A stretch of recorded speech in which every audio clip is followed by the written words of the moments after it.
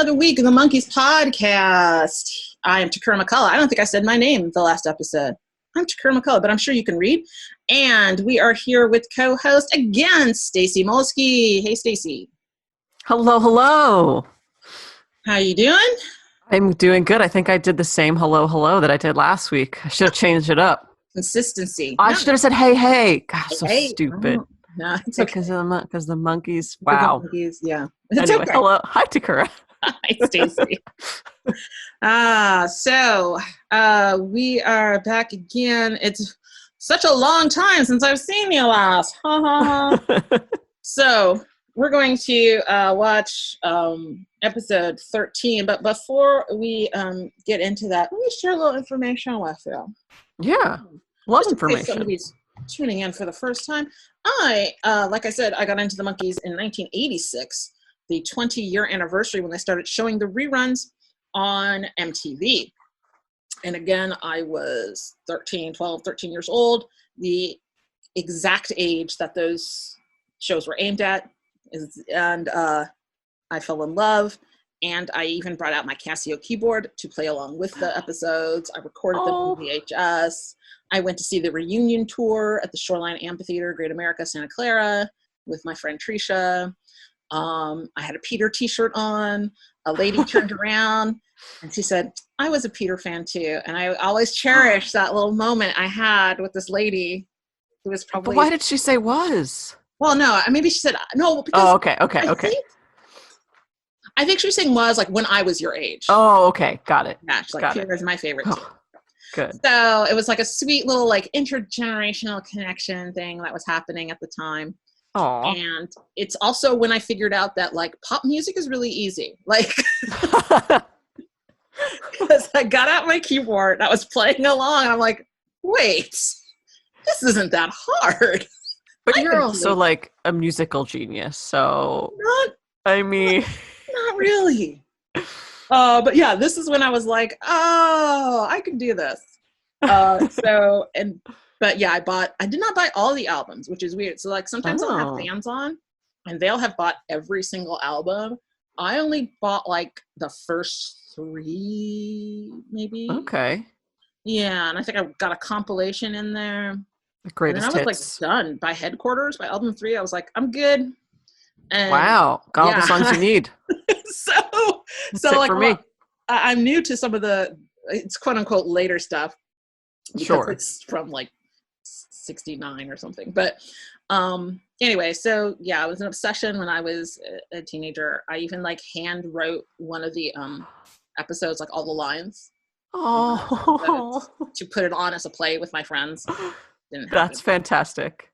Because I realized, you know what? This might not be funny coming from 12-year-old kids. You gotta be 20. Yeah, it's not 1966 anymore. Not sure this will work in the 80s. So I was absolutely obsessed. Had pictures on my wall. Obsessed. So anyway, that's my monkey story. I watched one episode of The Monkeys and I really enjoyed it. Oh, I'm glad. Oh, welcome. Now I know that there's 4 monkeys instead of 5 monkeys. Yes. And I already have favorites. It's that quick. It happens that quick, you guys. You just one episode and you know who you like the best. It's great. I hope it stands. Oh, I'm sure. I'm sure it will. All right. So I'm sorry. I said all right. Like, shut up. No. No, I'm done. Okay. I just get excited. So we're going to watch episode 13, One Man Shy, parentheses, Peter and the Debutante. This was directed by James Frawley. Written by Gerald Gardner, Dee Caruso, and Treva Silverman again. Produced by Bob Rafelson, Bert Schneider, Associate Producer Ward Sylvester, a Raybert production. Synopsis. When Peter Tork falls for Valerie, a beautiful debutante, Lisa James, it's up to Mike, Davey, and Mickey to help him win her heart. Songs include an early version of Michael Nesmith's You Just May Be the One. Production notes. One Man Shy, Peter and the Debutante, was filmed in October 1966. Screen Gem's original synopsis featured an alternate ending in which a confidence-filled Peter beats Ronnie in competition for Valerie's favor, leaving the lovers in seclusion for a closing moonlight dance. Actor George Furth, portraying Ronnie Farnsworth, reappears on the Monkees in episode 43, A Coffin Too Frequent, as Henry Weatherspoon. Of course he does. Yes. Songs are I'm a Believer, Neil Diamond. Yeah, I know. That's the one I know. Yay! Because I know Neil Diamond. And You Just May Be the One, Michael Nesmith. All right. So, you're going to like this one? You excited? Did they ever reuse songs in the television show? Is this like the one use of I'm a Believer? No. Oh, okay. They continue to stay believers. Yes. Well, I'm excited to be watching a show that I'm a believer. So. Oh, good. I'm excited for Peter. I always got the words wrong to I'm a Believer. I still get them wrong. Oh, I'm sure I do too. You know, like when you learn a song pre-internet and and it's in your head, that it's hard to unlearn something. You just got to fill them in so that then they're there forever. Yeah, I remember Trisha looking at me funny when I would sing the words wrong. I'm like, what? Hi, Trisha. I hope she's listening. I hated this episode. I will let you know when I was a child because it's Peter falling in love with a girl.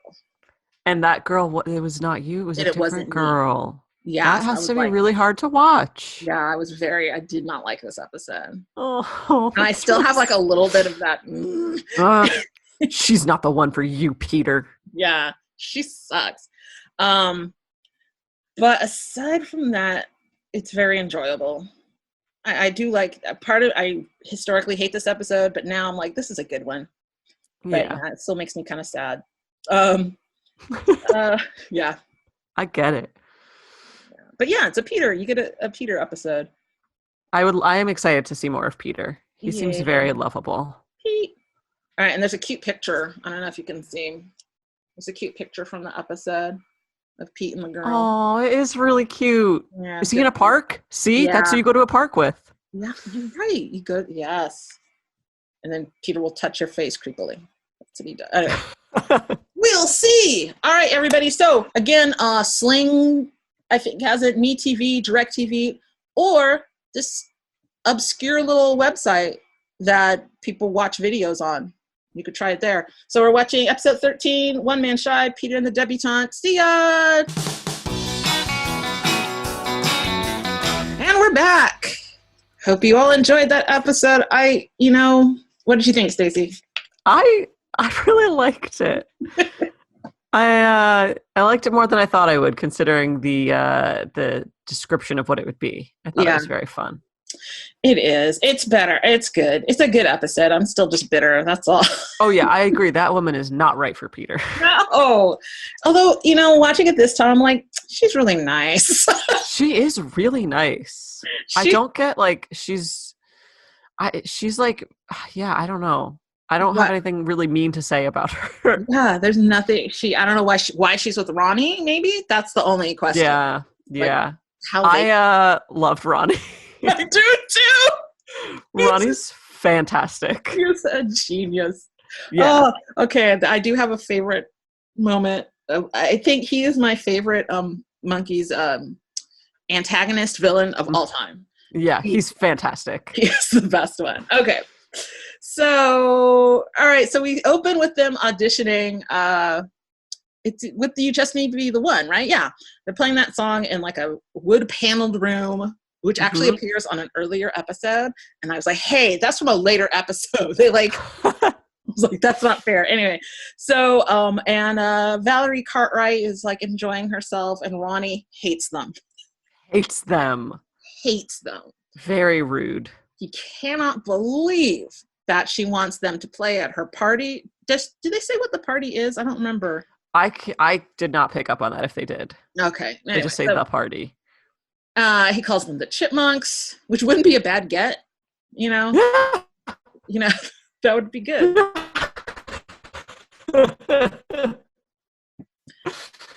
I had some technical weirdness there. Yeah. Okay. Yeah, you kind of cut out.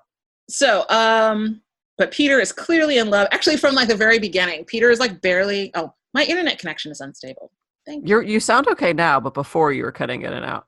They always tell me afterwards. I don't understand. Oh. Okay, so he is just not even singing. He's just kind of staring at Valerie the whole time, and he like watches her walk out of the room, and Ronnie is offended by this. Oh yeah, he's like, you don't look at a lady. What? Something is Ronnie. You can't look at her. And his line was so like unexpected to me. I forget what it was, but he was like, even a beggar can look at a queen. Queen, yes. It's like he gets so poetic. And then they're like, the monkeys are waiting in the monkey mobile with its top down. And where's Pete? Well, Pete has stolen the portrait and is talking to the portrait in the back. I laughed really hard when it cut away and then it cut back to him just being like, and I grew up here. I really liked that. And he went to a private school and I didn't like that. So then they put me in a public school. Yeah. He is just telling her his life story. All right. So, and that's our opening. And then boom. And we have our opening song. Hey, hey, we're the monkeys. And then we cut back to Moony Pete on the staircase, just mooning over this portrait, which is a weird portrait.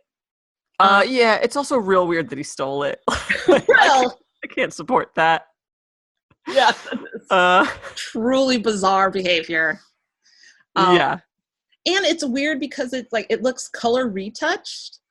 It looks really, it looks like old, which is like older than the show. Yeah, which I think maybe that was like in fashion then, you know, like probably maybe that was like the cool style to do, is to do a portrait that looks old and color. But it just nowadays kids would say that looks photoshopped.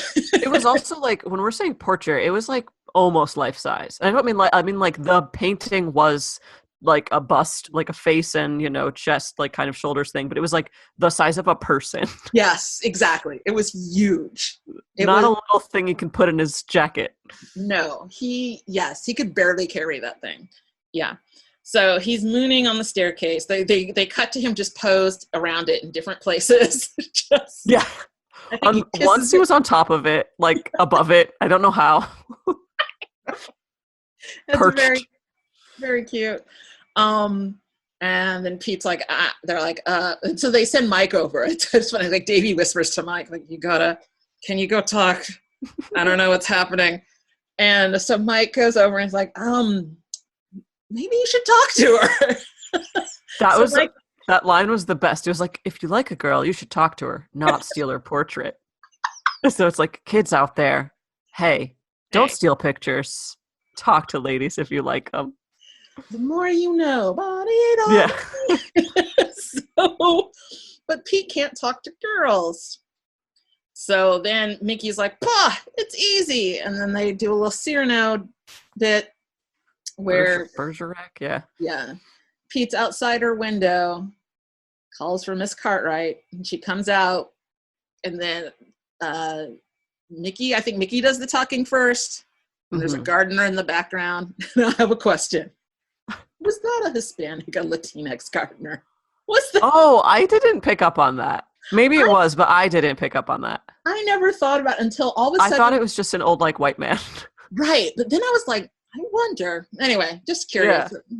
I didn't look closely, though. I'm always curious about what happens with ethnicities on this show in 1966. Anyway. That's fair. So Mickey's talking first, and Peter's just opening and closing his mouth. It's really stupid. And then I believe Davey talks over next, and Ronnie comes out and is like, "Come inside," because he's bossy. He sure is. It's cold out here. It's cold. Come inside. And then Mike is and then the gardener is like, what is happening? The gardener wanders up on Pete. And then Mike finally takes over. I think this is one of my favorite parts. Mike takes over, and he's just doing like this stupidest Texas accent, like, "I love you," like.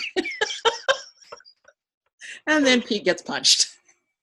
Yeah, he sure does. Oh, I didn't expect that. Why is the gardener so mad? He's so mad. Maybe he's just very loyal to Ronnie, and he's like, this guy's going to win over that lady. I can't let it happen. That's what it is. It's like, not my boy Ronnie, punch. So that ends that one. And then they're back in the pad, and Mickey, I think, is still trying to talk to Pete, and then somebody's at the door. Oh no, it's Miss Cartwright. And so then there's like a whole diddly-diddly-doo where they're running around trying to figure out what to do with the portrait. And they finally decide they have a mirror, just without a frame. And they put that in the portrait, in the frame of they cover up the portrait with this mirror, and Mike is just posed there holding it up. Yeah. And then Mickey has some funny, come Cartwright miss in. Let's them in. And Ronnie is there. And like, she's in like a writing outfit, and Ronnie has like a writing crop. Yep. Like an English one with like a little hat. It is like, I need to show that I am a rich person. So rich. So very rich. And she just wants to know what music they're going to play, because you just stop by to ask that. You don't take care of that in advance. Hey, when I hired you, I forgot to ask what kind of music you're going to play. She's rich. She doesn't care. And Ronnie is just disgusted by the apartment. Ronnie just barges in. Yeah. It looks like a fine apartment. It is huge. It is a giant. Do you know that is a beachside house? I did not know that. They live on the beach. Wow. He was like, you'd have to get this renovated to get it condemned. Or something. Constantly on the show, people are shitting on their house. Constantly. People have are like, spiral staircase in it. Like, it's great. It's an amazing apartment, but they're like, ugh, our house. Ugh, gross. Look at this lamp. Look at this table. Look at this lamp. Yeah, this lamp was one. The lamp was my favorite. It seemed like a fine lamp. Yes, all these things are like antiques now, worth hundreds, millions of dollars now. And then Mike's in the mirror combing his hair, and Ronnie says, "Oh, you're pretty into yourself, aren't you?" Mike says, "I'm all I have." And then they do this comb bit. What does that comb bit mean to you? I just wasn't entirely sure what was happening, to be honest. I'm still not sure. So Mike is combing. Yeah. And then Ronnie takes out his comb. And then they like tap each other's comb for a bit. And then Mike makes a face like deferring to Ronnie. That like, must be like, you win. Is that like some old like greaser thing that you do? Like, I was not sure. The only thing that has ever made sense to me was I read somewhere online, they're like, I think it's a dick measuring joke. What? Because Ronnie's comb is bigger than Mike's comb. Oh, wow. That can't be it. I did not. I just thought it was maybe like a 50s thing that people would do or something. Because like their grease, like. Yeah, but if you watch their express, like Mike kind of goes, meh, well, you win. He makes that kind of, huh? So it might be that, yeah. But I still don't. That's the only thing that makes sense to me, and I can't accept that. Yeah. That can't be the case. So he juggles the mirror a little bit, and Ronnie's onto them. Oh, that's it. They stole your portrait. I knew it. And Peter's like, oh, I'm sorry, Valerie. I think there's some music playing. Yeah. I did it. And Valerie's like, Valerie's totally cool. She was extremely cool with it. If that happened to me, I don't think I would be quite as cool. I would just be like, okay, goodbye forever. Right. Have a great life. Like I wouldn't like call the police, but I would just be like, I have to leave. Yes. My horse is here. Goodbye. Clumpity clump. I'm out. They're not playing my party. I'm moving. Oh, absolutely not. Yeah. I'm moving. Changing my number. Yeah, super creepy. But no, she's like, you can return it at the party. She's totally cool. Ronnie is horrified, as well he should be. Yeah. And I think he makes some threats. I don't remember exactly what his threats are. But there was a very good line. Like, Mickey. Sorry, I think your internet cut out for 1 second there. Sorry. Yes, it did. But now you're back. Sorry. I just tried not to do anything when it cut out. So yeah, Mickey has like a really funny line. Like, I don't remember what it was. I wrote it down because I really liked it. Okay, what was it? Because Ronnie was like, I'm gonna have to call the authorities, and Mickey was like, you do, and I'll be sorry. And I thought that was really good. Yes. I'll be sorry. I'll be sorry. And then they close and so then they leave. And then Mickey freaks out with hatred towards Ronnie. And He does. Mike's like, I'm sure he has some good qualities. Yeah. And it's like he's probably very nice to his mother. Davy's in his old lady. Looks like Whistler's mother outfit. Yes. Which I think was actually used on the pilot. But I think somebody else was wearing it. Anyway, I've seen that little dress up before. Anyway, yeah. So, and then it cuts to Mickey with the monkey that they have in their apartment, the creepy stuffed monkey. Yep. That routinely makes an appearance. Horrifying. And he's like, I bet he's nice to dumb animals. Yeah, I did not like that he said dumb animals. And he was like, here's me with a monkey. I'm like, what are you talking about? I know. So judgy. Yeah. Dumb animals. And then Peter's on a gurney. Is that a gurney? I don't know what that's called. Or like a hospital bed sort of situation. A hospital bed with like a blood bottle. What are they called? Not called a blood bottle. A bag? An IV. It's not an IV bag. IV. Giving blood. He was giving blood. Whatever it is you put blood into. Anyway, yeah. And he's like, I bet he donates blood to the Red Cross. I think, anyway, no, I'll come back to this. I'll come back to that. Remind me again to come back to the IV thing. Okay. So, but then they're like, but we hate them. And then they're like in Tarzan outfits. We attack. Yes. They're just so yes, they do. And they're like clearly hurt by punching themselves. Right. And then coughing. So dumb. With like a red light. It's so weird. So now it's plan destroy Ronnie in front of his girlfriend. Yes. So the first thing is they're at Jacques Cafe. And Davy is the waiter with a beret. Does he have a mustache? He does have a mustache, I think. Or at least he does in my memory now. He has a mustache. No French accent, I don't think. I think he's just still British. And Ronnie is so just fawning over Valerie. Just gross. Just, you're so beautiful.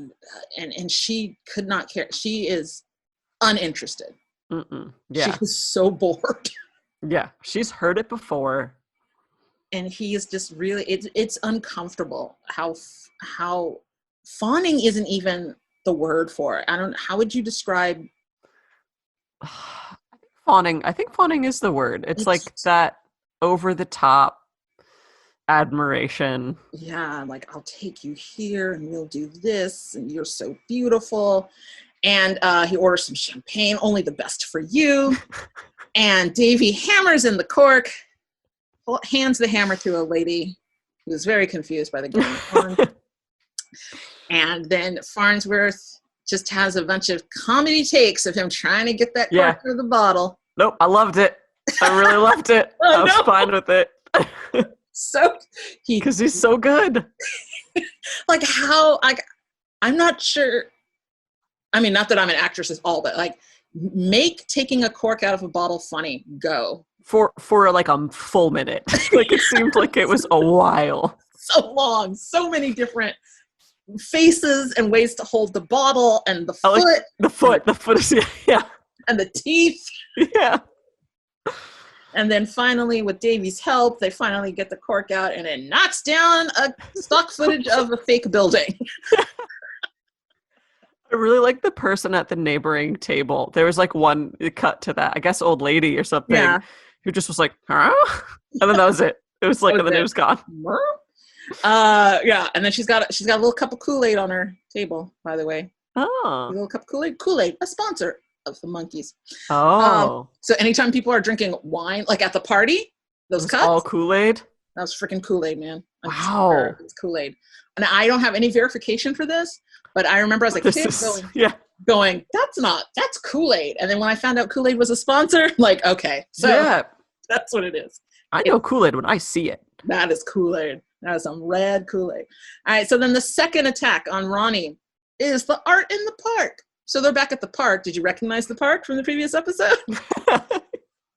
I didn't, actually. It's the same park. It's the same park. Friends Fountain Park, which is now destroyed. Sad. Okay. But yeah, that's the Friends Fountain. So there's artwork in the park, and Ronnie is just mansplaining art to Valerie. It was very good. As a person who studied art history, I was like, I felt her feelings about it so strong, and I could totally see someone doing that. Yeah. And just like he like dismisses the landscape, but then goes up to just a series of pipes, and is like, now this is art. I was like, ugh. Yeah. There are people like you. Too real. And then Mike comes out in a beard. I don't know why I never noticed he has the fakest friggin' beard on. He does. You can see like the straps of the beard. And he's just like dusting off the pipes for some reason. But then he's in a Parks Department little jump. Yeah. So I don't know how he got that. Yeah. Okay. Well, yeah. They have a changing trunk somewhere. They have just like every uniform. And now Ronnie, you should recognize a Parks Department guy. Mm-hmm. But for some reason, Ronnie thinks he's the artist. Mm-hmm. So this is on Ronnie. Yeah. He can't be mad at this one. So he wants to buy it from Mike, and he's like, you can have it if you want to. All it does is turn on the fountain. And then, Ronnie gets a shot of water to the face. He does. But he just opens his mouth at one point. It just like drinks it. Oh, yeah. He just goes into it. He's like, all right. Was it a suggestion that it was like a water fountain? Because like it was very complicated. And then he turns it on and it shoots out water that he drinks. Now, that is my question. Does this turn on a park fountain over there? And that was a leak. Or is this a complicated drinking fountain? Yeah. In which case it is art. Right. So, I don't know. Maybe Ronnie's correct. Yeah, I think Ronnie, I don't know. I'm on Ronnie's side for this. For that one, yeah. Because that won me over. That is a confusing set of pipes. And then number 3, they're on the street, and Mickey is there selling dolls. And my God. Robots. This was a nightmare. Like, if I just ran across someone doing that on the side, like, that is when I would call the cops. I would be like, excuse me, someone here is selling nightmare fuel, and he handed one to me. I don't want to hold it. It's just like the creepiest looking doll in the world. Terrible, but it makes me laugh every single time. So he's like, he takes something home for the little nipper, and Ronnie is like, no, screw you. And then the correct response, right? Don't bother me. I would not be mad at my boyfriend if he did that. Would be like, yeah, let's get away from this creep. But then Mickey's like, you don't like kids. Yeah. This equates to you not liking human children. He doesn't have a child. Ronnie does not have a child. There's no need. He doesn't like this baby doll. He doesn't. So he's not a suitable partner. Yes, so because I think Valerie full charge. She's like, what you gonna say now, Ronnie? You don't want to be cursed? You don't want to be cursed by this doll? You're not for me. Come on, Ronnie, what's up? And he hands him the doll, the Derby doll, which I wonder, is that a Derby doll? Is that a doll? Is this a play on an actual doll? Maybe, because there is a doll that does what this doll. Right, yeah. So she wets, she spits, and she screams. I had a doll when I was a kid that my grandparents got me. My parents, I think, were very upset with them because it would crawl and then just fall down and cry. Oh no! So the whole gist of this doll was it would crawl like very robotic, and then it would just all of its legs and arms would splay out and it would fall, and then it would just go like meh, meh, meh, until you picked it up. And for some reason, as a kid, I was like, yeah, this is a doll for me. That's horrible. It's insane. Why was that a doll? Children. Why was it children? I don't know. What did it teach me as a child? It taught me to just pick up children I didn't know when they fell down. Is that what it's supposed to be? It's very weird. Having connection issues.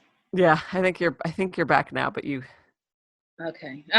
It's gonna tell me. There it is. Your connection is unstable. There we go. That's how you know it's okay to proceed. So, it's teaching you to just pick up children. Yeah. Children fall, you pick them up. So I love the rhythm of this. Yeah. Wets, squirt. She wets, squirt. She screams, "Wah!" Just this horrible. Yeah.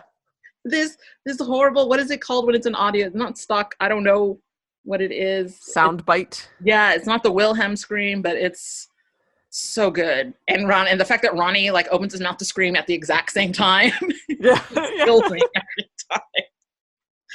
So then Ronnie figures out, hey, you look like that other guy that I hate. Yeah, he catches on. And Valerie, what is Valerie's response to this? Did you notice?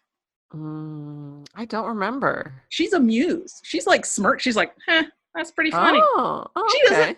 She thinks it's kind of funny. Valerie is kind of cool. She's like, yeah, good for these guys. Yeah, she's like, yeah, all right, that's fine. She's like, oh. And then I love that Ronnie has like a picture. He has like an 8x10 black and white glossy of the monkeys and a marker. And he's like, put a mustache on this one, put a beard on. Look, it's them. Like, drawing the lines between the things on the map. Right. The strings. Yeah, it's down in his basement. He's got it all figured out. And she's like, that's funny. But he's like, I'm going to get my revenge.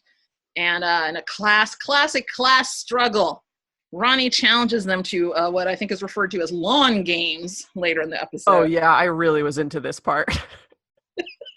I would love if someone challenged me to lawn games. It could solve any dispute. Oh, yes. Ronnie is going to get him.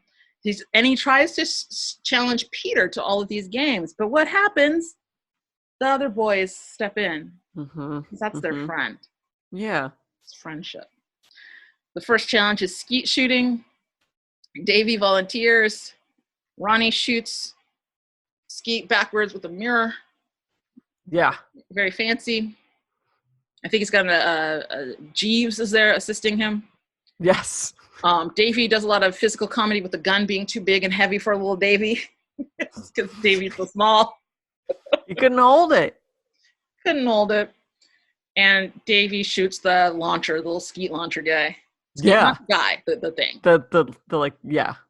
The but it does scare Jeeves very much. I think Jeeves falls over. He does. He topples. He topples Jeeves. So that is the first challenge. Second challenge is archery. With an actual bow and arrow, not like a weird compound bow or a crossbow. Classic bow and arrow. Yes, classic bow and arrow. Mike volunteers, putting on the Texan accent, saying that he's killed many a mountain lion. I like his accent. I like his Peter accent a lot.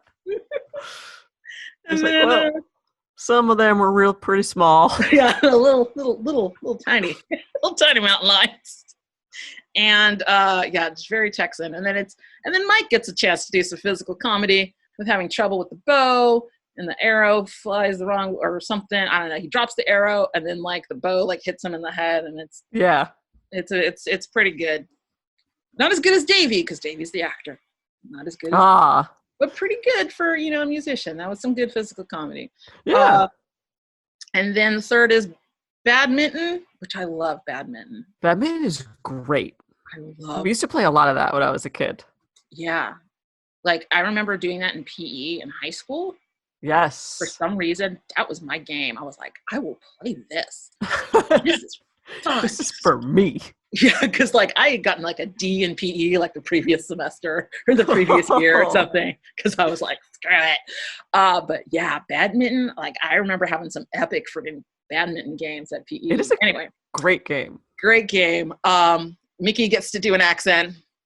Badminton's my game, Farnsworth, old bean. Yeah. So dumb. And then we get some doink sound effects every time they hit. Oh, great sound effects.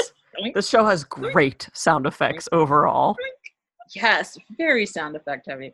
It's like, was it the beginning of this episode or was it the beginning of the other episode where I was like, this sounds like Scooby-Doo. This just sounds like a cartoon. There are a lot of like boings. Just so many sound effects. I'm like, This is a live action cartoon is what I'm watching. Yeah, exactly. And then it ends with the old reverse film of the badminton birdie in Mickey's mouth.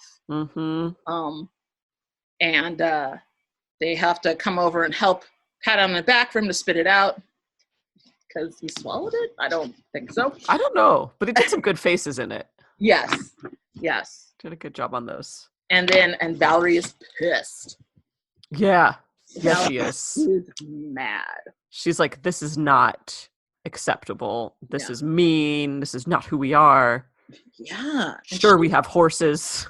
Yes, she is right. Man, Valerie, what are you doing with Ronnie? I don't. Do you think they were like set up, like their families are maybe close, and that's why she's expected to like date him?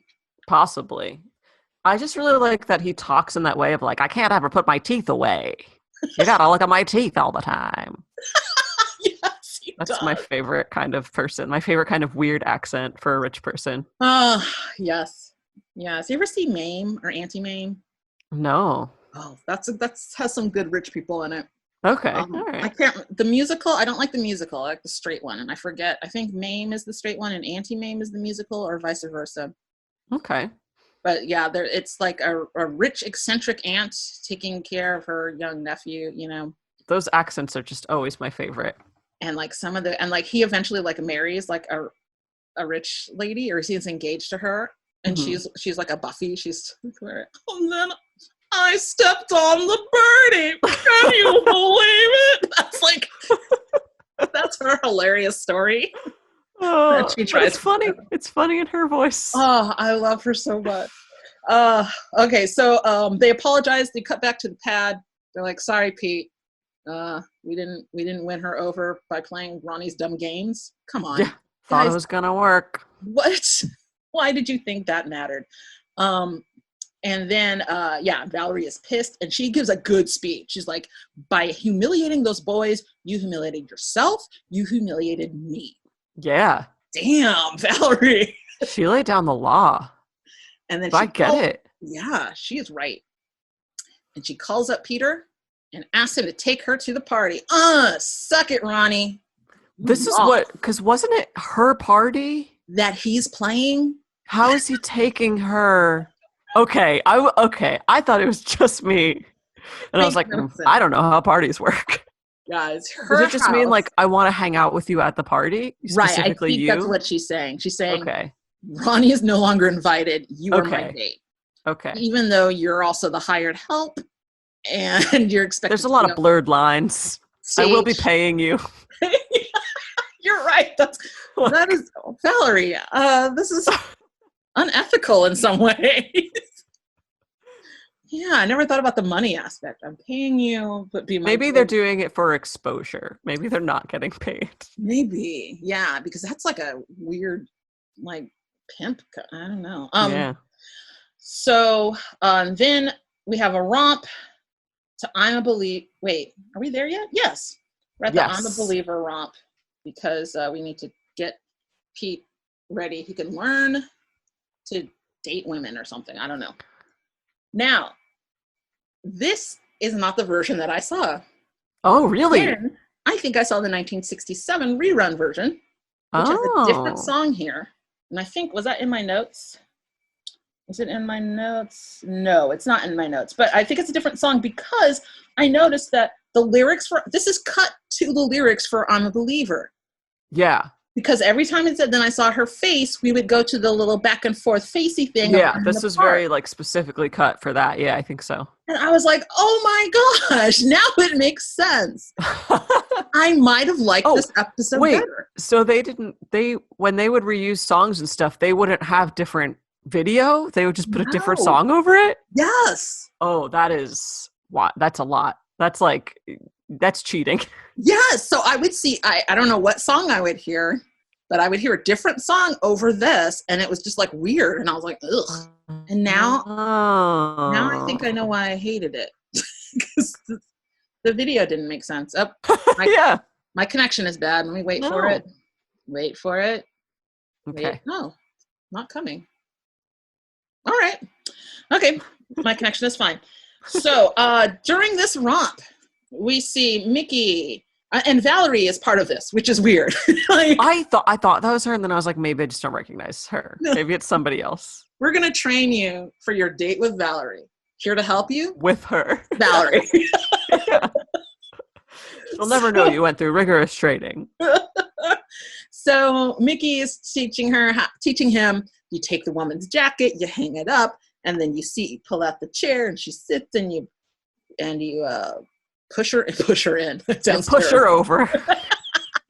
But yeah, and so of course Peter takes the chair, hangs it on the hook, and takes her jacket, and then tries to have her sit on the jacket, which is very cute and makes me giggle. Very silly. And then I saw her face, and it's Valerie and Peter in the park. And then we go to Mike and the old canard. I don't know what it is. Not stereotype. I don't know what the word is, but the weird puddle jacket thing. Yeah. I've only seen in cartoons and the monkeys. It never happened. No one has ever done that. I've seen it. Like, why would you do that? There's probably not a puddle like 2 feet over. Just go over there and keep your jacket on. It's so weird. I think that's the wildest thing, and I want to know how it started. Yes. Because if imagine like how old it is and how disgusting those old puddles must have been. Ugh. You're just throwing your jacket away. Like, yes. It's like jacket shoe trade-off. Oh God. Yeah. That's like, there's probably manure in there. Oh yeah. Bodily fluids. And the thing is, like, I don't think it would work that well, because especially this puddle looked like it was inches deep. Yeah, it was so it looked like you would just be stepping on a jacket and also getting wet. Yeah, it doesn't make sense. But of course, Pete, actually they have it across the street. It's really cute because Pete is standing there on the corridor, like with his finger up to his lips, like confused, like how do I throw her? How puddle problem? And then Mike's like, oh, let me rush over and help you. Yeah. And like mimes, because there's no dialogue, because it's a romp, mimes putting it, and so of course Pete throws Valerie's jacket into the puddle. It was a nice jacket too. It was cute, polka dotted, green and white jacket. What would you do if your date threw your jacket in a puddle? I would be very confused. I don't think I would like let him take my jacket off. Like I should like what do you? Are you cold? Like what's happening? Do you need are you cold? Do you want to wear my jacket? I would like have to work out this. I don't think I'm like a smooth enough person or a person who cares enough about social norms to like allow that to start. Yeah, I would be I think I would be angry. I would be angry too. Very I like angry. jackets. I like my jackets. Like, you just threw my jacket in a puddle. That's not cute and that's not funny. I'll also just be like, you're not very bright. This is so maybe this isn't gonna work so good. You are a sweet person. You are very stupid. So the next one, we don't get to see the setup for this one, which is weird. Because Valerie's getting into the monkey mobile and Davy is there. And Pete closes the door on her foot. Just on her lip. Yeah, just on her ankle, and she is in pain, clearly in pain. Oh, yeah. And Pete looks like he's laughing a little bit. He kind of goes like, he's kind of like, oh boy, I really did it now. It's like, yeah, you broke her ankle, Peter. You threw her jacket in a puddle. You broke her ankle. You broke her ankle. You are not going on a date with her. I don't. Another thing I noticed, we're looking at Peter's original teeth. When he's smiling in the park, did he get like fake teeth for the show? Yeah, like I don't know if it's partway through this season, but definitely by second season, that's a different set of teeth. I'm like, oh, look at his little snaggle tooth. Oh, he doesn't have that snaggle tooth anymore. So get a good gawk at Pete's original teeth, everybody. I think Peter used to joke that David recommended a Nazi dentist to him, I think is what he used to say. Oh no. Nazi dentist. Whoever did his new teeth, Peter was not fond of. I don't know. Oh wow. I don't know what went down, but he always made a joke about how that was Davy's fault. And then Ronnie is throwing a discus. What? Why? That's my favorite cut. I didn't know if it was just a frisbee, and I was like, this guy either has never thrown a frisbee or he's like an ultimate frisbee champion, and is doing like a fancy frisbee's flipped over, overhand grip, He's doing full discus. body. He's It doing looks like it. Yeah, it is like discus in slow-mo, but he never releases it, and he just kind of keeps twirling. Oh, wow. I love Ronnie. And then we end with the cigarette lighter bit with Davey. We're back at Jacques Cafe. Mm-hmm. And it's okay to smoke, everybody. It's cool. She's Cigars abound. Yeah, she's got a sweet cigarette holder. And then so Pete's gonna light her cigarette, but I think it's just hollow because I think she's just blowing out the flame. I think that's a little secret. I think that's our magic that's happening. Is that I think it's a hollow cigarette, and she's just blowing it out because the lighter won't stay. And then Pete brings out a blowtorch, and Davey's like, "No, please don't, no." Also, where did you get that, Pete? Why do you have that? Is that in our apartment all the time, Pete? I think he just went next door. Blowtorch or us. Oh, sure. Next door. Can I borrow this? Thanks. And then we have sad music where Peter walks back into the apartment all sad, like he just left the blowtorch incident or something, and all the boys got there ahead of him, and he went for a walk around the block thinking about, first I broke her ankle, up. then I threw her jacket, and we have the sad music. And why did I write down greeting card? Oh yeah, they were doing little bits, but I didn't catch it. Did you catch the little riffing they were doing here? I don't think so. Yeah, there's some like little riffs, like, oh, you could always send her a greeting card or some pencils or something. They're like doing. Oh yeah, they did do that. Yeah, they had like a weird little riff there. And then they're asking Peter, like, what did you do when you were a kid? You know, like what did you do when you had a crush? Someone had a crush on you. What about Valentine's Day? Anyway, so they're asking, and it's all these sad Rodney Dangerfield type answers of how he was mistreated as a child by his friends. And then they're going to play Spin the Bottle. So they're going to play Spin the Bottle with Davey, and the bottle always points to Davey. There's only one girl there, which is weird. I agree that is weird. How did she get herself involved in that situation? She was there to smooch. I want to kiss all the monkeys. So I guess it's easy to get one girl there to like be the chosen girl to smooch them all. I mean, I understand it from her point of view, but you would think anyway. So the bottle always points to Davey. I do like at one point. Okay, this whole bit. The first time she spins it, it seems to automatically just go to Davey. Like oh, good, we got a good take. Mm-hmm. The second time she spins it, then I think, wait, they didn't rig this? There's no magnet somewhere? Because it looks like Peter grabs the bottle to keep it from pointing to him. Yeah. And then turns it to Davey, and then pretends like he's trying to get it to go back to him, like struggles with it. Yes. And then goes back to Davey. And I'm like, this is the easiest thing to rig. Yeah.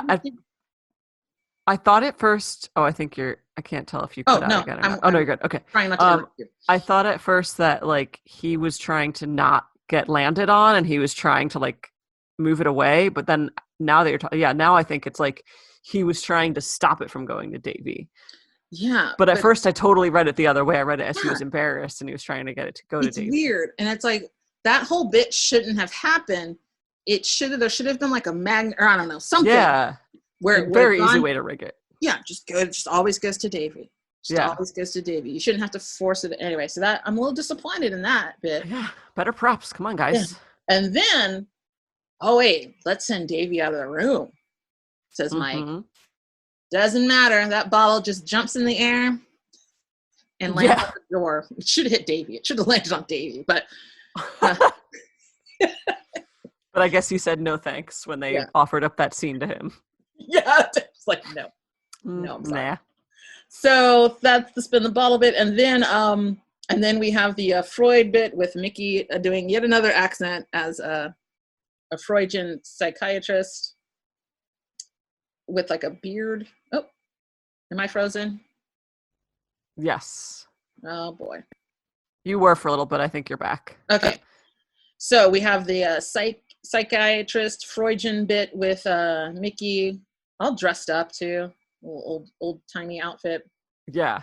Asking Peter, and he's like, I used to have this memorized.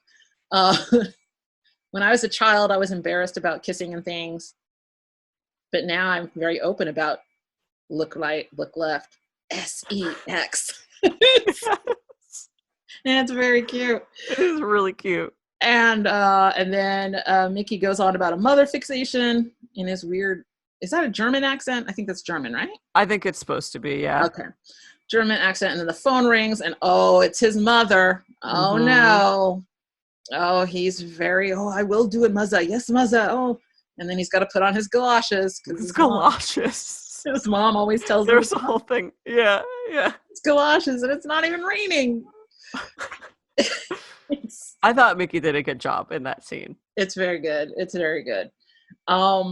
And then they come out of that, and I think he even says Freud. It's like, he actually says Freud, so everybody gets it. Freud, everybody. Yeah. And then I don't remember. Do we just like switch, just party? Yep. I think it just cuts right away from that. That's what I remember, at least. Okay, so we're at the party. There's Kool-Aid, a tray of Kool-Aid. And then the waiter dude brings over the Kool-Aid, the tray on a tray. And Peter just kind of looks at it. Which I'm like, oh, that's me. That's me on a date. Wait. Just a lot of this was, very much like, this is what I would do. This is me. And then Valerie's like, okay, let's pick up here. Here's your drink, Peter. Here's my drink. This is how this works. And Mickey tells him to talk about music, books, and politics. Which is wild. Who would ever be like, talk about politics on this first date? I know. That seems like the opposite. Like, that's the I guess it's like good to do now because you can like weed people out. But I wouldn't tell someone like, if you want this date to go really well, you should talk about politics. Yeah, that seems weird. But then he says, I was reading a music the other day about books and politics. Yeah. He really flubbed it. And then he starts talking about Hamlet. And then the Queen drinks the poison. He's very excited about Hamlet. And that's when she's like, do you want to get me some more punch? Like this is she does the would you mind doing this? And then he does my classic of like, yes, no, well, I mean, whatever one means, I will do it for you. That is absolutely a thing I do. Yes, it was very, very realistic. But I love his glee at Hamlet. And then the Queen, he's so excited. Yeah. He finally got to talk about something he clearly cares about. Yeah, he read that book. He was very that play. He was excited. And then the boys are like, ugh, this is going bad. We better save them. I know, lies. So oh my gosh, yeah. Like extreme lies. So this will help. So Mickey, another accent. Mickey, he's doing a character. Whose voice is he doing? He's doing that actor's voice. I have no idea who he was trying to be. Oh gosh, I used to know. It's a character actor who did cartoon voices. Oh, I was obsessed with doing this voice over Christmas, driving my mom and sister crazy. I did not pick up on it being a specific person. So is it the guy from? Is it Uncle from Mary Poppins? Is it that guy? I don't remember because I don't remember ever seeing Mary Poppins. Oh no, which is weird. I must have seen it. What is his name? Uncle Mary Poppins. Uncle Albert. Uncle Albert. Is it the guy who did Uncle Albert? Let's see. My super slow computer. Come on, you can do it. Ed Wynn. He's doing an Ed Wynn. He's the Mad Hatter in Alice in Wonderland. Is he doing Ed Wynn? Oh, maybe. I feel like he's doing Ed Wynn, which is a fun voice to do. I feel like yes, I was gonna be like, I feel like you should do it for us, but you did. Oh, these are buy you stocks, and they're so wonderful. I love an Ed Wynn voice. Okay, so he's doing an Ed Wynn voice, being a stockbroker with this super old timey bell jar ticker tape. Yeah. Which is crazy looking. Like children today would be like, what? How? That means nothing to them. It like basically meant nothing to me. Like I knew what it was, but I was also like, what is this? Yes. crazy. So he pretends to be the stockbroker. He's got jokes and jokes and jokes. I can't even. I don't remember any of them. I'm going to remember them all. But Valerie is clear. Here's the thing. Valerie is clearly tickled. She knows this is bullshit. Yeah. But she's playing along. She's like, no, this is fun. I'm going to ask questions. And I'm like, oh, okay. He never told me he was in the market. And like, oh, she's going with it. I think she likes that it's like his friends care about him so much that they're doing all this nonsense to try and like make him look better. Yeah. So Valerie, I mean, she has some weird things going on, but she's overall She's got a good heart. She's got a good heart. And then Davy puts on his poshest accent to be a fancy English tailor with a big thing of like the cheapest cloth. Like, what is that? It looked like just like what you put under a rug to make it not move around. I was like, is that filler? Is that what you put like in between layers? What is that? Oh yeah, I think that is what it is. I think it's like what you put in between like suit layers. Yeah, so he's got this big old ream of cheap cloth, and he's got his measuring tape, and he's got like this little bowler hat on over his long hair, which is really cute. Yeah. And then he's throwing the cloth over Peter and measuring him. And I think Valerie is just literally laughing. Like, I don't even know if she's a character anymore. She might just be, the actress might just be laughing. Yeah, because it went on for a long time. Yes. And Mickey is helping out, and he's got chalk, and he's drawing on. And she's like, what's next? The captain of your yacht? Oh, yes. Here comes Mike doing his classic I can't do accents bit. Which somebody I think has made like a, what do you call it? Like a little supercut? Yeah, supercut of Mike doing bad accents. Yeah, it was great. I also like that at one point he's referred to as a yachtsman. He does. I missed that. It's later on. Somebody else refers to him as a yachtsman. So Mike is like, I have your yacht, sir. Can I help? How many people are on your yacht tonight? Yeah, he was so very bad at it. And he's not meant to lie. And then the best, Ronnie. Yup.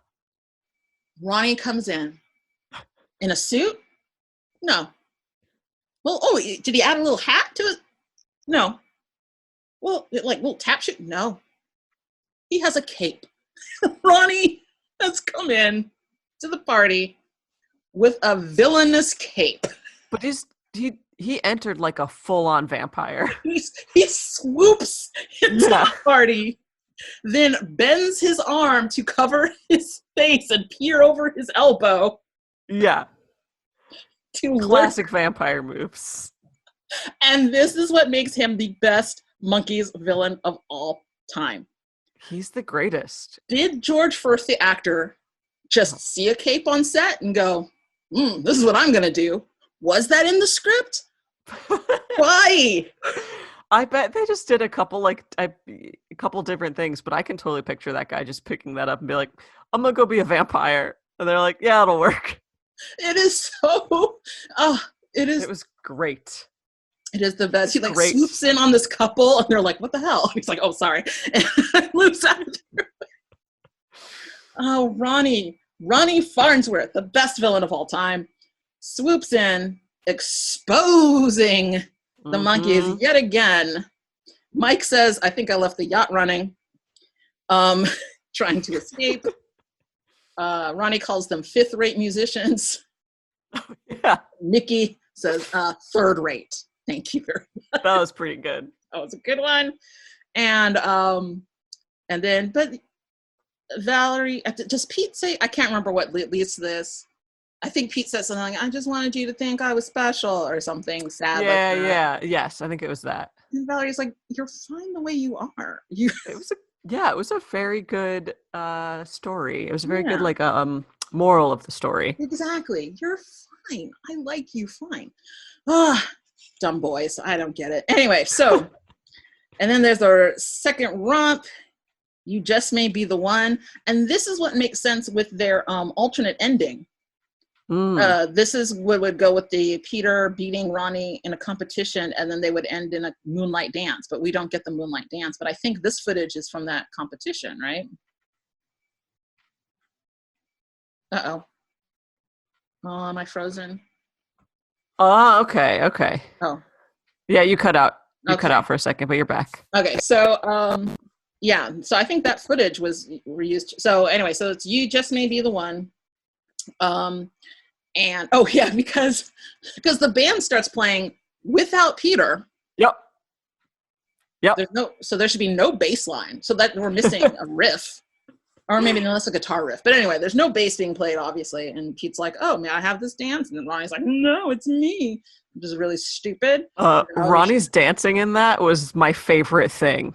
What is he doing? The frug? I don't know what that is. He's just like slightly raising like his left hand up a little bit and then his right hand up a little bit. Not with the music at all. Kind of looking off in different directions. Oh, Ronnie. So, and so then it's like, oh, Veronica, you decide who will dance with you. Which should have been like, no shit. Yeah, I do decide who dances with me. That's the way how it works. Works. Yeah. So then through this montage, this romp, it's really not really much of a romp, really, because it's just like the band's playing. I liked this song a lot. It's a Mike song. It's a good one. Yeah, I really liked it. So he arm wrestles. So it's Peter and Ronnie arm wrestling, and then there's hopscotch. Oh, that's right. I forgot about this. Oh, that's right. Okay, yeah. And then there's a barbell, like a little weightlifting thing. And then there's a duel with guns, but one gun says bang, and Ronnie's gun says ow. Oh. I really liked that too. I love a good gun flag bit. Yes. Then there's jumping off of steps competition. The jumping off of steps. Hey, that's serious stuff. In which Ronnie's head shakes uncontrollably. There's boxing with big old gloves in the park. There is fencing. And then there's marbles. And Ronnie gets so frustrated by this marble competition, that he eats the marbles. And then chokes on it. That's our Ronnie. That's what you do. He gets so mad, I'm going to put these marbles in my mouth. Oh no, I'm choking. Well, Ronnie. Another great lesson for the children watching. Don't put marbles in your mouth. Exactly. Oh gosh. So, and then we have our little ending. And then it's a callback to the Ronnie's a good person, because we start with Mike, and I don't remember what these lines are. I'm very sorry. Peter's now a wolf in sheep's clothing. And then it cuts to Mickey back with the stuffed monkey. He says something about silk purse out of a sow's ear or something. Then now Davy is on the hospital bed with the IV, and he pops up and says something clever. I don't know, but it's very quick. It's super quick. Yeah. Bam, bam, bam. And then it cuts to my sweet Peter playing spin the bottle with a gaggle of girls. With so many girls. So many girls. And I was like, don't you have a girl now? This is a way to free up Pete for our next episode. You can't have the boys attached episode to episode, because that would break little Tekurah's heart. If Peter had a girlfriend. That's fair. You gotta get all those other girls back in there. Yeah. Interesting. Yeah, I thought it was abrupt for him to suddenly be trying to smooch four ladies. Yes, the alternate ending makes more sense. A moonlit dance with Veronica, or Valerie. Oops. But I guess they couldn't have kept that. Because then be like, where's Peter's girlfriend? And then, did you watch the closing credits? You better believe I did. With the cereal boxes. The Kellogg's sponsorship. Yes. Every monkey gets. It was just like a close-up of their face with just a box of different cereal next to it and them staring, and it was great. I think Mickey was Rice Krispies. Because he snap, crackles, and pops.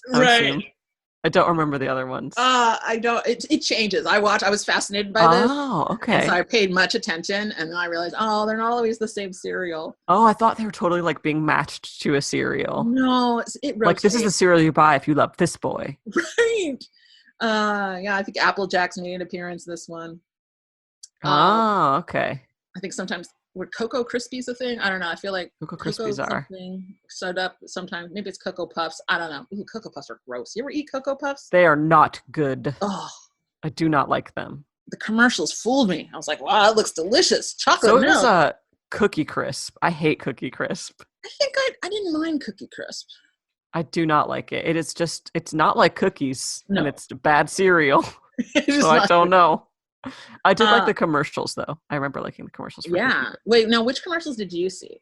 I just remember the dog going Cookie Crisp. Yes, I didn't. I don't know any of the plots. I just liked that part. Crisp. Yes, that is. Yeah, that is very cute. I think there was I don't know. I don't remember it starting out, but later there was a burglar. He was. Yeah, I think there is a burglar. Yes. Yeah, I was like, why is this guy here? Yeah, I was never allowed to have. I think Cocoa Puffs was the one sugary cereal that I was allowed to get, and it was gross. And I was like, well, that sucked. Yeah. The cornflakes. We only had cornflakes and Cheerios. That was all. Yeah. So anytime I went to a friend's house, that's when I would try, the Cookie Crisp and the good stuff. Oh no, Apple Jacks. I did get Apple Jacks. And as a treat, sometimes we get a visit from the captain. Oh, it's here to cut up your mouth. Oh, it's so good.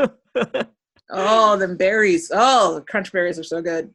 I was a real cinnamon toast. If we got a fancy thing, it was cinnamon toast. Oh, usually it was cinnamon. We usually weren't allowed to get that, but every now and then, cinnamon toast crunch. Yeah. Yum yum yum.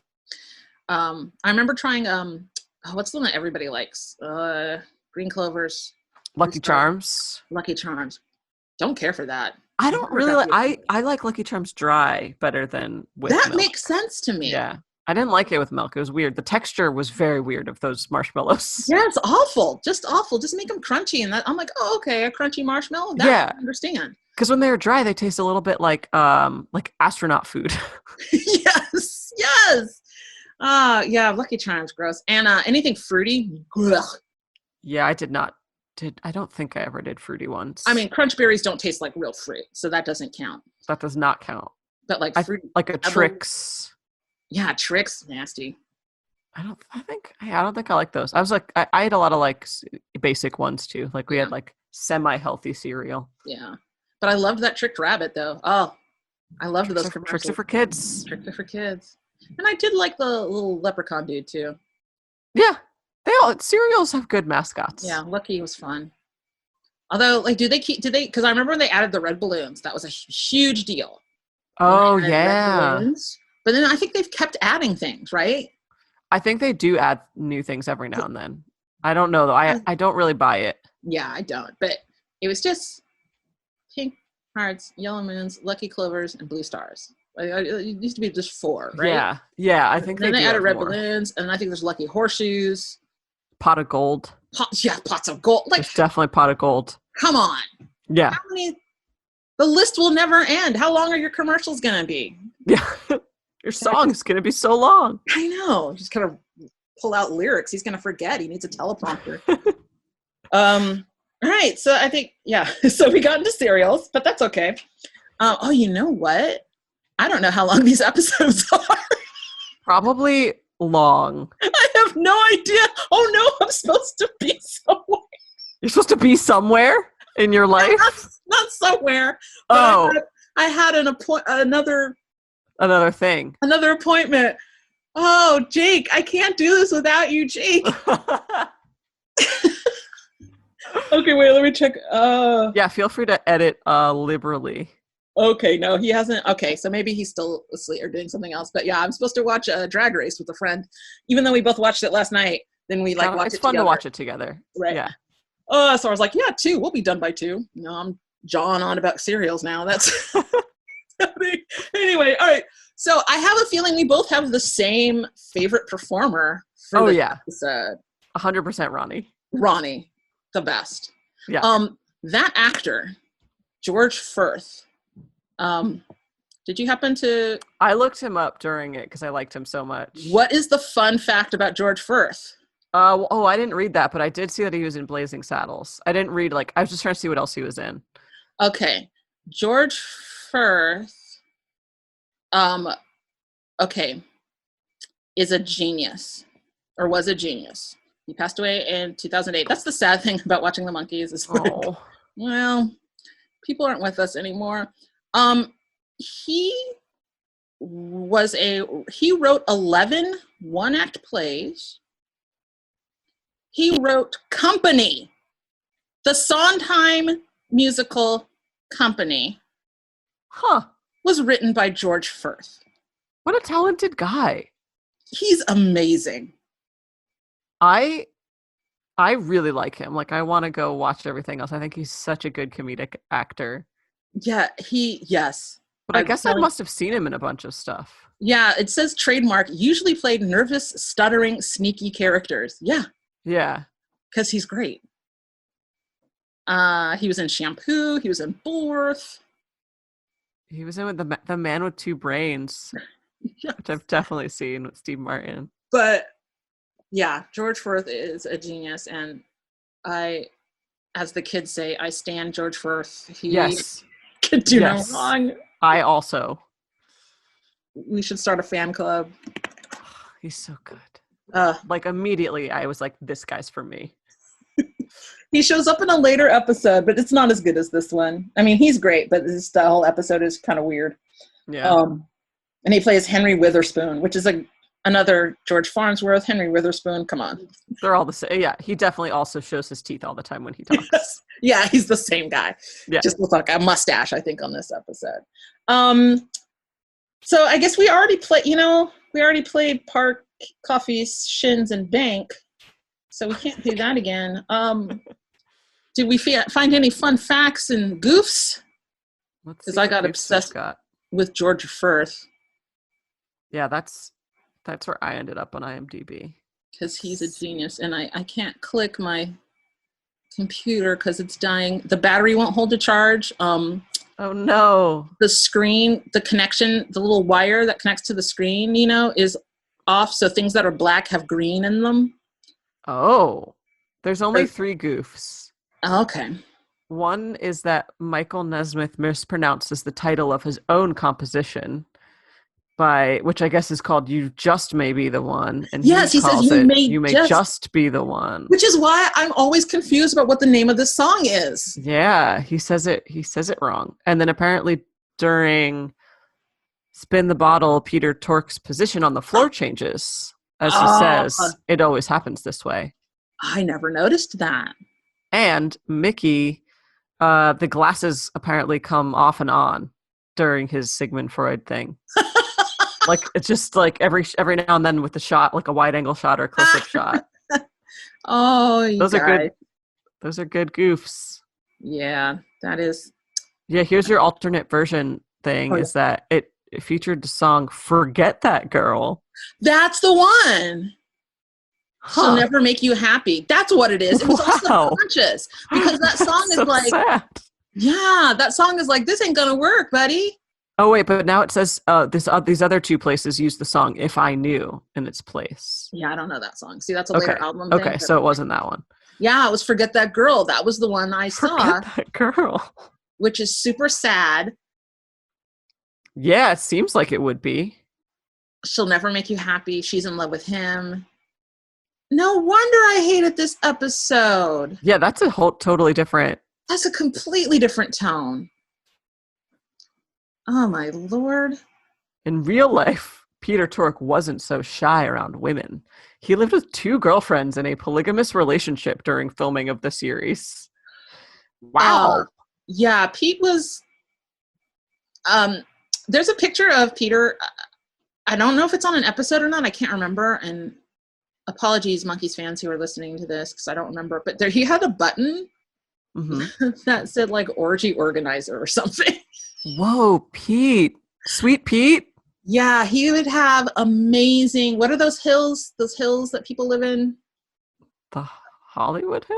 No, the one where all the musicians lived. The Laurel Canyon. Laurel Canyon. Oh, okay. That he just partied it up. Legendary girls carrying plates of fruit. Naked girls with fruit. Just Pete. Peter went, yes. Well, I've learned something. Yeah. Did not know that. Yeah, But then he was like, oh, that was a phase I went through. And he was like, over it. But yeah, that was Peter. Yeah, Peter had no problem with women. I mean, if you had come on. Those dimples, who's going to say Yeah, that? That's true.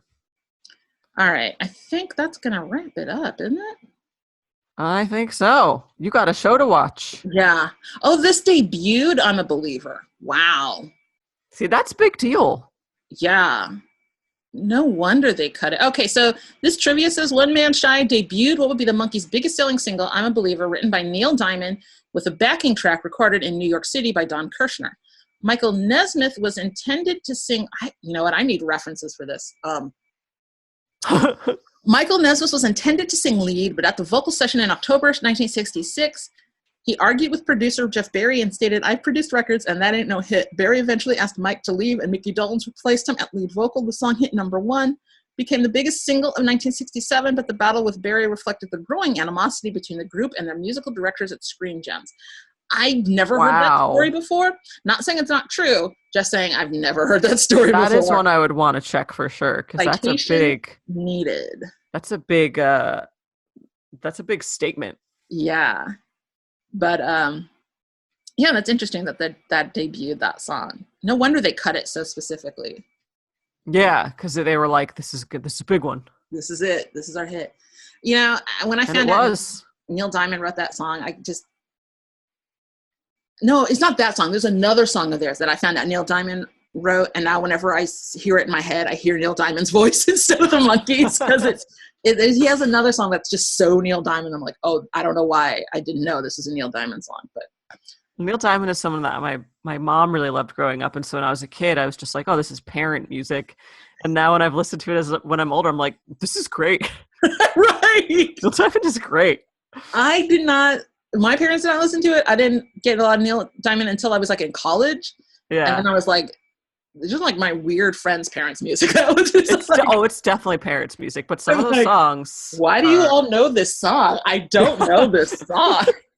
Because they all grew up listening to it. Yeah. So, yeah, I had a weird, I don't know if I like this, but yeah, some of the songs you can't deny. Hits. All right. I've got to go. All right. So, that was fun. I love this episode. What did you think? I really liked it. Woo! Yeah. A lot of fun. Monkees fan. Love Ronnie. Ronnie forever. Ronnie's the best. Mike is adorable as the yacht captain. And yeah, it's all good.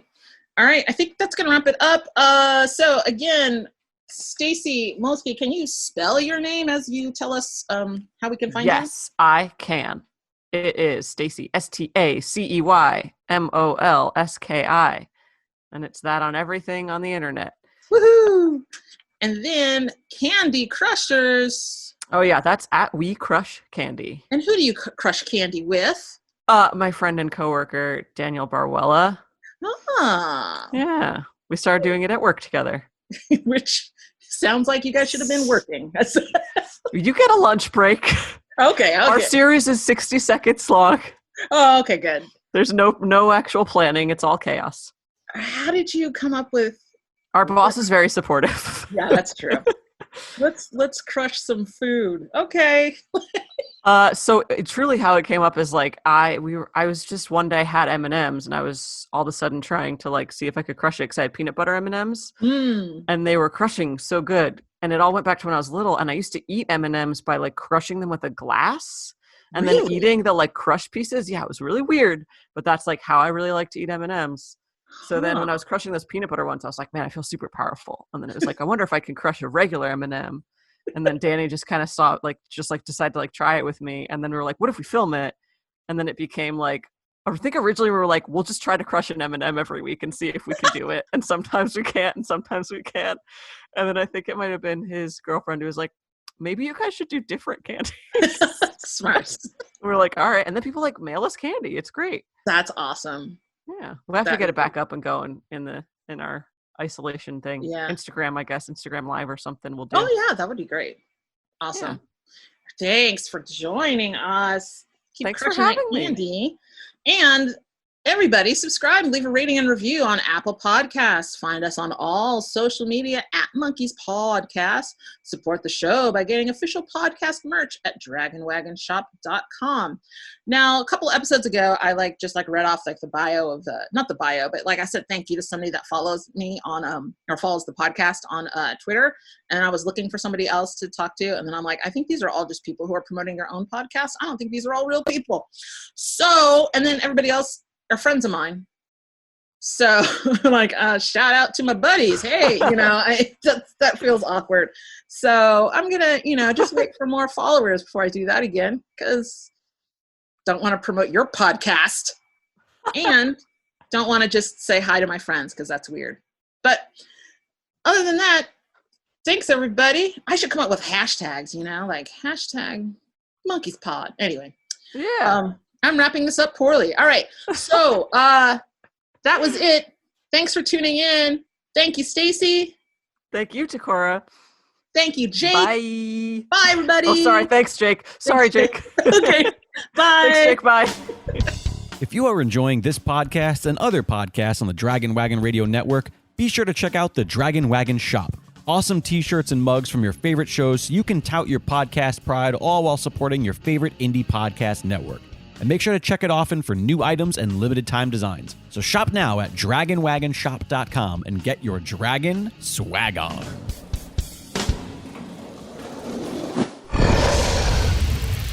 It's Dragon Wagon.